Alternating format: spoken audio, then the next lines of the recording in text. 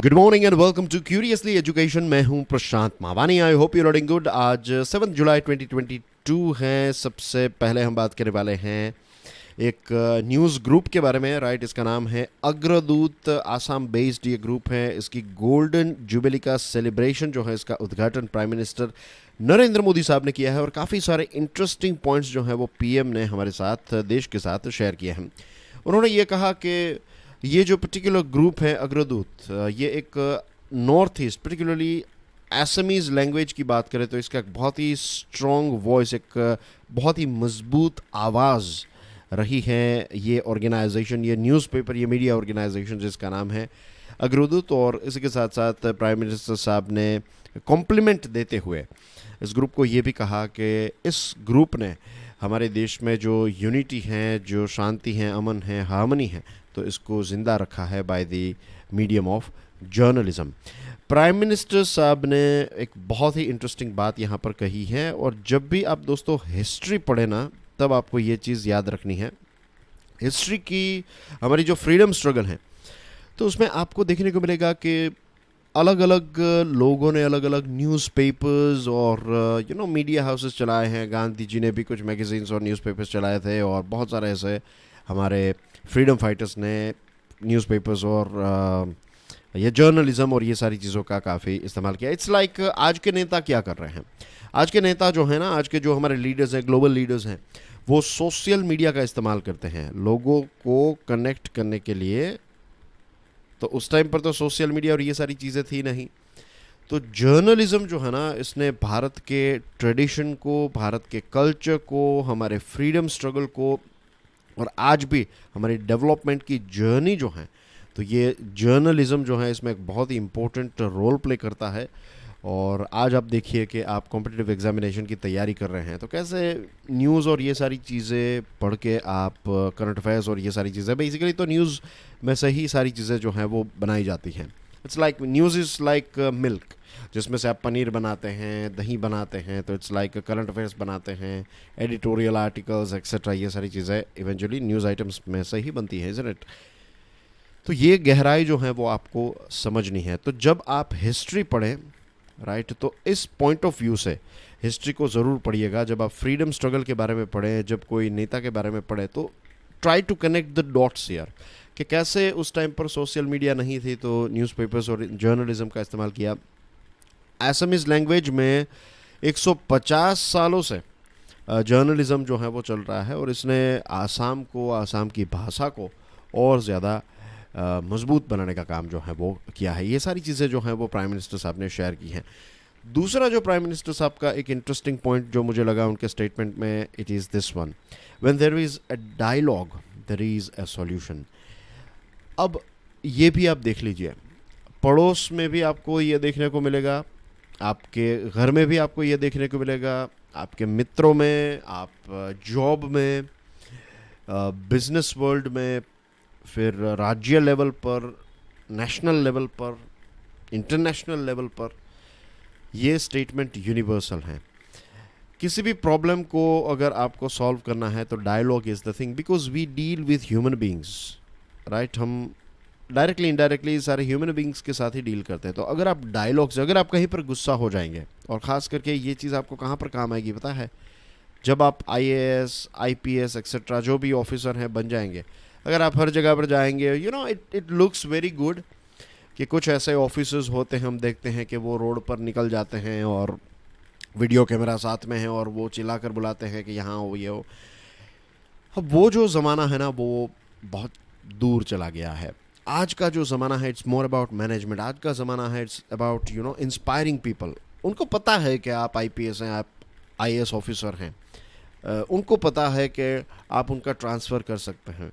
लेकिन अगर आप उनको चिल्लाएंगे और उनको बदनाम करेंगे यूट्यूब पर, तो लोग जो है ना वो डरेंगे आपसे, रिस्पेक्ट नहीं करेंगे। लेकिन अगर आप बातचीत के माध्यम से लोगों को डिसीजन मेकिंग का पार्ट बनाते हुए एज अ टीम प्लेयर आप आगे चलते जाएं, तो आप सॉल्यूशंस ढूंढते जाएंगे। आप अगर आपका ट्रांसफ़र हो गया तो बाद में वहाँ पर एक नई हैबिट, एक नया कल्चर आप डेवलप करके निकलेंगे। तो थिंक अबाउट दिस, राइट। ये आपको मैनेजमेंट में बहुत काम आएगा और अंडरस्टैंडिंग में भी आपको काम आएगा कि रशिया और यूक्रेन के बीच में युद्ध चल रहा है तो उसका सॉल्यूशन क्या है? डायलॉग। फिर हमारे देश में जो ये नक्सलवाद चल रहा है तो उसका सॉल्यूशन अल्टीमेट क्या है? Dialogue. It is through dialogue that possibilities expand. जो पॉसिबिलिटीज़ है ना, संभावनाएं हैं, तो ये एक्सपांड होती है जब आप डायलॉग का इस्तेमाल करते हैं। Therefore along with the flow of knowledge in Indian democracy, information is also flowing continuously. The prime minister said no Indian should be deprived of the best information. हर एक भारत के नागरिक को बेस्ट इन्फॉर्मेशन मिलनी चाहिए, और इसी चीज़ को लेकर सरकार ने नेशनल जो पॉलिसी ऑन एजुकेशन है उसमें इंडियन लैंग्वेजेस को काफ़ी ज़्यादा इम्पोर्टेंस जो है वो देने की कोशिश की, इनफैक्ट दिया है, अब इसका एप्लीकेशन भी होगा। प्राइम मिनिस्टर साहब ने ये भी कहा कि भारत की लैंग्वेजेस में हमारे देश के लोगों को कंटेंट मिले, और इसी चीज़ को लेकर अभी हम 1-2 दिन पहले ही बात कर रहे थे भाषिणी प्लेटफॉर्म के बारे में। Not going into the details but it is unified language interface. Assam के बारे में प्राइम मिनिस्टर साहब ने बताया कि एक म्यूज़िक की बहुत ही एक रिच लेगेसी है आसाम की, और अब इस म्यूज़िक को वर्ल्ड स्टेज पर पहुंचाने की ज़रूरत है। और इसके साथ साथ उन्होंने कहा कि पिछले 8 सालों से उनकी सरकार जो है यहाँ पर फिजिकल और डिजिटल कनेक्टिविटी को एक्सपांड करने की कोशिश कर रही है। अखिल भारतीय शिक्षा संगम, ये वाराणसी में आज प्राइम मिनिस्टर साहब इसका उद्घाटन करेंगे। ये जो संगम है इसको ऑर्गेनाइज किया है एजुकेशन मिनिस्ट्री ने, यूनिवर्सिटी ग्रांट्स कमीशन और बनारस हिंदू यूनिवर्सिटी, ये तीनों ने मिलकर इसका ऑर्गेनाइजेशन किया है, इसको ऑर्गेनाइज किया है। 3 दिन की ये इवेंट है। इवेंट का इम्पोर्टेंस क्या है ये समझ लीजिए। इसमें 300 से भी ज़्यादा वाइस चांसलर्स और डायरेक्टर्स आएंगे, पब्लिक और प्राइवेट इंस्टीट्यूशंस के, एजुकेशनिस्ट्स आएंगे, पॉलिसी मेकर्स आएंगे, और ये जो समिट है ये एक प्रकार का प्लेटफॉर्म है जहाँ पर हमारा जो हायर एजुकेशनल इंस्टीट्यूशंस जो हैं तो कैसे हम इसमें आगे बढ़ सकते हैं, कैसे नेशनल एजुकेशन पॉलिसी 2020 को अच्छी तरीके से इम्प्लीमेंट कर सकते हैं, ये सारी चीज़ों के बारे में विचार विमर्श होगा। और एक वाराणसी डिक्लेरेशन होगा ऑन हायर एजुकेशन। तो बेसिकली हायर एजुकेशन को एक नेक्स्ट लेवल पर ले जाने की कोशिश जो है वो इस समिट में की जाएगी। प्राइम मिनिस्टर नरेंद्र मोदी साहब ने 4 लोगों को कॉन्ग्रेचुलेट किया है for being nominated to the Rajya Sabha. Right, Rajya Sabha में जो एमपीज़ होते हैं तो कुछ एमपीज़ जो हैं उनको नॉमिनेट किया जाता है इलेक्शन के बिना। राइट, प्रेसिडेंट जो हैं उनको नॉमिनेट करते हैं। तो बताइए कितने टोटल ऐसे एमपीज़ हैं जिनको नॉमिनेट किया जाता है। राइट, आपको सिर्फ आंकड़ा प्रोवाइड करना है। तो 4 ऐसे नए एमपीज़ आ चुके हैं। विजयेंद्र प्रसाद गारू, फिर वीरेंद्र हेगड़े, इलैयाराजा बहुत ही फेमस म्यूजिशियन है, कहते कि इस बार साइनो ए.आर. रहमान के गुरु हैं, और पीटी उषा एक बहुत ही फेमस नाम है हमारे देश में। राइट, ये रनर थे पीटी उषा, महिला रनर हैं। National technical advisory group on immunisation ने जो आपका सेकंड डोज है और बूस्टर डोज है उसके बीच में जो गैप है उसको 6 महीने कर दिया है। ये एक लेटेस्ट अपडेट है इसके साथ जुड़ी हुई। सिविल एविएशन मिनिस्ट्री ने एक सेकंड प्रोविंशियल लिस्ट, अभी फाइनल नहीं है, ये प्रोविंशियल लिस्ट है 23 बेनिफिशरीज़ का, जिनको PLI यानी कि production linked incentive scheme for drone and drone components का प्रोविंशियल लिस्ट जो है इसको इश्यू किया है। और ये जो PLI है फॉर ड्रोन, ये सितंबर 2021 में इस स्कीम को लॉन्च किया गया था। अब जो लेटेस्ट नाम आए हैं उसमें 12 ड्रोन मैन्युफैक्चरर्स हैं और 11 ड्रोन कंपोनेंट मैन्युफैक्चरर्स हैं। कोल मंत्रालय ने, जो कोयला मंत्रालय है, कोल मिनिस्ट्री ने कहा है कि जून 2022 का कंपेयर्ड टू 2021 जून प्रोडक्शन जो है वो काफ़ी ऊपर गया है, 32.57% से ऊपर गया है। 67 मिलियन टन जून में हमने कोयला पैदा किया, और कोयला जो डिस्पैच किया है वो भी 21% इंक्रीज़ होकर 75 मिलियन टन तक पहुंच गया है। और कोयला मंत्रालय ने यह भी कहा है कि हमारे देश में जो टॉप 37 कोयले के खदान हैं तो उसमें से 22 माइंस ऐसी हैं जहां पर प्रोडक्शन 100% से भी ज़्यादा हुआ है, और बाकी की 9 माइंस जो हैं उसमें 80 से लेकर 100% जितना प्रोडक्शन रहा है। कल यानी कि 6 जुलाई 2022 को डॉक्टर श्यामा प्रसाद मुखर्जी साहब जो हैं उनका 121st बर्थडे था, और इसी मौके पर प्राइम मिनिस्टर साहब ने, प्रेसिडेंट साहब ने, वाइस प्रेसिडेंट साहब ने ग्रीटिंग्स दी हैं। और who is doctor Shyama Prasad Mukherjee? वो जन संघ के फाउंडर थे, और इसी बात पर वाइस प्रेसिडेंट वेंकैया नायडू साहब ने ट्वीट करके कहा है कि doctor Mukherjee was an eminent statesman, visionary thinker, renowned educationist and a passionate nationalist. Environment, forest and climate change ministry जो हैं ये हरियाली महोत्सव को ऑर्गेनाइज करने वाली हैं कल, यानी कि 8 जुलाई को न्यू दिल्ली में इसको ऑर्गेनाइज किया जाएगा।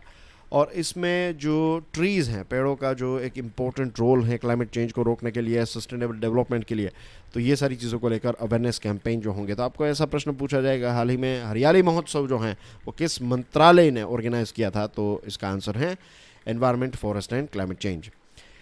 DCGA ने स्पाइस जेट एयरलाइंस जो हैं इसको नोटिस दी हैं, शो कॉज नोटिस, कि आप कारण बताइए कि क्यों आप पर कार्यवाही ना हो। और ये नोटिस जो हैं ये अनसेफ सर्विसेज को लेकर हैं।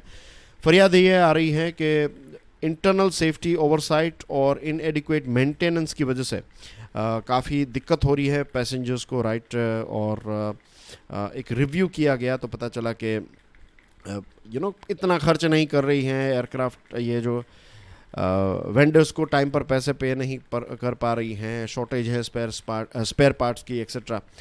और ये जो है ना खबर, बहुत सारे लोगों को लगेगा कि इट्स नथिंग, मीन्स इसमें क्या है। लेकिन वे स्टूडेंट्स जिन्होंने एडिटोरियल एंड आर्टिकल एनालिसिस वाला लेक्चर, कल का लेक्चर यानी कि 6 जुलाई 2022 का लेक्चर अगर देखा है, पूरा देखा है, तो उनको पता है कि इसका इम्पोर्टेंस क्या है। क्योंकि कल हमने एविएशन सेक्टर के बारे में बात की थी, इज़न्ट इट, और उसमें हमने देखा था कि कैसे, मैंने एक पर्टिकुलर पॉइंट भी कहा था कि एविएशन सेक्टर जो है हमारे देश में, जो ये जो एयरलाइन इंडस्ट्री है, तो it's like a sick man of India. याद है वो लाइन? तो अगर उस पॉइंट ऑफ व्यू से देखें तो आज देखिए, लकीली कल हमने बात की और आज इसको लेकर हमें एक न्यूज़ पढ़ने को मिलता है। इंटरनेशनल न्यूज़ की बात करें तो ब्रिटिश प्राइम मिनिस्टर जॉनसन ने कहा है कि वो आगे ही बढ़ते जाएंगे, राइट। उनके 2 इम्पोर्टेंट मिनिस्टर्स ने रेजिग्नेशन दे दिया है, कैबिनेट मिनिस्टर्स ने। फिर श्रीलंका के जो गोतबाया है तो वो पुतिन के पास, मीन्स उन्होंने पुतिन से मदद मांगी है कि आप हमें फ्यूल सप्लाई करें, श्रीलंका में फ्यूल क्राइसिस चल रही है। तालिबान का स्टेटमेंट आया है कि अफगानिस्तान का इस्तेमाल जो है वो अटैक्स को लॉन्च करने के लिए बिल्कुल नहीं किया जाएगा। USA और UK ने चाइना की जो स्पाई एक्टिविटीज़ हैं, खुफिया जो खबरें, ये एक्टिविटीज़ जो होती है इसको एस्पियोनाज कहते हैं, तो ये स्पाई एक्टिविटीज़ जो हैं इसके बारे में वार्निंग्स इश्यू दी हैं। और चाइना के मुंह पर एक तमाचा मारा है प्राइम मिनिस्टर मोदी साहब ने by wishing Dalai Lama on his birthday. और क्यूरियसली एजुकेशन की तरफ से, हम सब की तरफ से, very very happy birthday to his holiness Dalai Lama. और दलाई लामा जी जो हैं वो एक लंबे अरसे से भारत में रह रहे हैं, और we know the history of Tibet, isn't it. तो तिब्बत के स्पिरिचुअल लीडर हैं एंड बहुत ही नॉलेजेबल हैं, बहुत ही एक्सपीरियंस्ड हैं, एंड आई एम श्योर आपने कभी ना कभी इनके इंटरव्यूज़ भी देखे होंगे।